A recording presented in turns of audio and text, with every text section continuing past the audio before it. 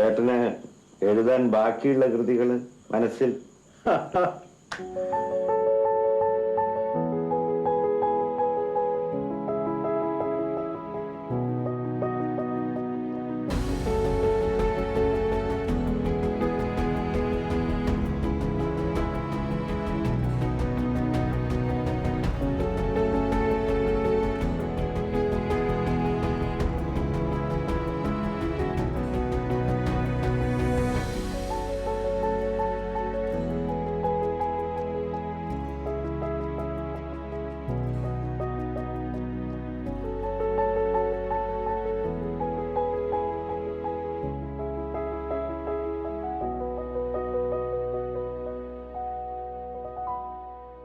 ആൾക്കൂട്ടത്തിൽ തനിയെ എന്നൊരു കഥ എഴുതിയിട്ടുണ്ട് MT.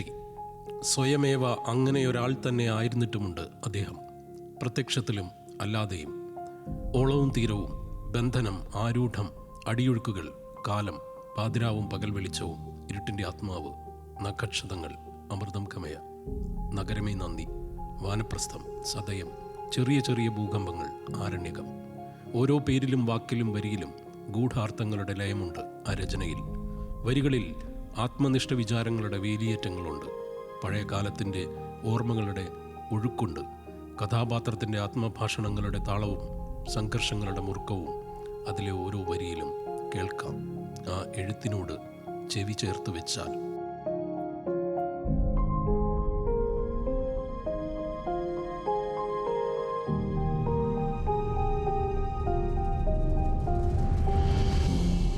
കടവ് എന്ന സിനിമയുടെ ഹൈക്കു സൗന്ദര്യം വശ്യമായ കഥാപശ്ചാത്തലത്തേക്കാൾ അതിലെ ജീവിതത്തിനാണ്.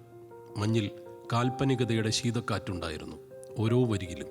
കാറ്റ് മുറിയിലേക്ക് ഇരച്ചെത്തി പരുങ്ങി നിന്നുവെന്ന് MT എഴുതിയത് അതുകൊണ്ടാണ്.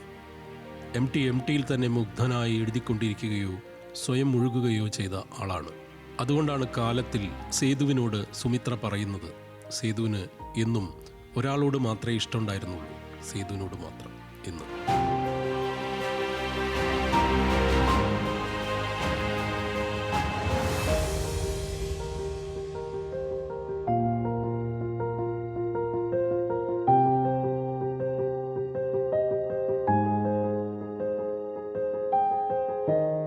MTN രചനാവഴിയിലുടനീളം സ്വന്തം വഴികളാണ് കഥാപാത്രത്തിൻ്റേതെങ്കിൽ അത് കഥാകൃത്തിൻ്റെ ആത്മാംശമുള്ള വഴിയാണെന്ന് തന്നെ കാണാം.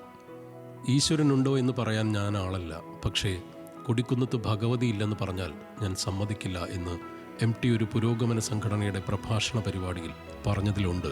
അദ്ദേഹം നടന്ന വഴികളും മണ്ണും ഓർമ്മയും എത്രമേൽ ഉള്ളിൽ ആവേശിച്ചിരിക്കുന്നുവെന്നറിയാൻ.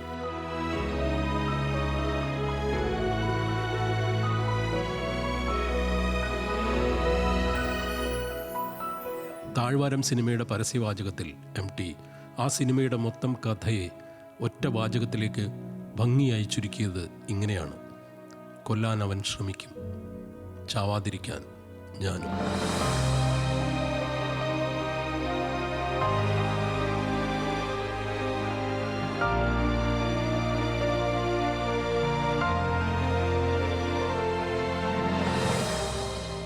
ബന്ധം, അതിലെ വിള്ളലുകൾ, കുടുംബഘടന, പശ്ചാത്തലം, ഉള്ളിൻ്റെ ഉള്ളിലെ ആർക്കും പിടികെട്ടാനിടയില്ലാത്ത ലോകങ്ങൾ, ചിന്താസഞ്ചാരങ്ങൾ, ഇതെല്ലാമാണ് MTയുടെ കഥയുടെ ഒസ്യത്ത്. അങ്ങേയറ്റത്തെ ഭാവപരതയും നിഗൂഢ സൗന്ദര്യവും ആ ഭാഷയ്ക്കുണ്ടായി. അതുകൊണ്ടാണ് നിന്റെ ഓർമ്മയ്ക്ക് എന്ന കഥയുടെ പേരും കഥയിലെ ആ സിംഹള പെൺകുട്ടിയെയും ഇപ്പോഴും വായിച്ചു കഴിഞ്ഞ സംവത്സരങ്ങൾ പിന്നിട്ടിട്ടും വായനക്കാർ ഓർത്തുവെക്കുന്നത്.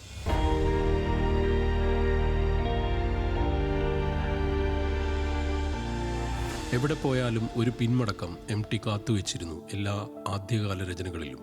പിന്നീട് അതും മാറുന്നത് കണ്ടു കാലാന്തരത്തിൽ.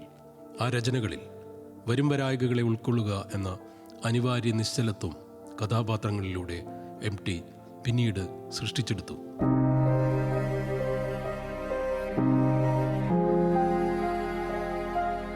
എംബാർഗോ പേജിൽ സ്വന്തം ചരമക്കുറിപ്പ് കാണുന്ന രവിശങ്കർ എന്ന ജേർണലിസ്റ്റാണ് MTയുടെ സുഹൃത്തത്തിലെ മുഖ്യ കഥാപാത്രം.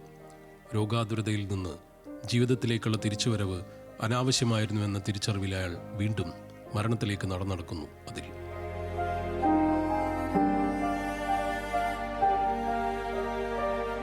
ഇത്തരം അസംബന്ധങ്ങളും അർത്ഥശൂന്യമായ ജീവിത സന്ധികളും ഉടനീളം എം ടിയുടെ രചനകളിൽ കാണാം. അസുരവിത്തും കാലവും ഷെർലക്കും കടുകണ്ണാവയും വാരണസിയും പാതിരാവും പകൽ വെളിച്ചവും രണ്ടാം ഊഴവുമെല്ലാം അത് വിളിച്ചു പറയുന്നുണ്ട്.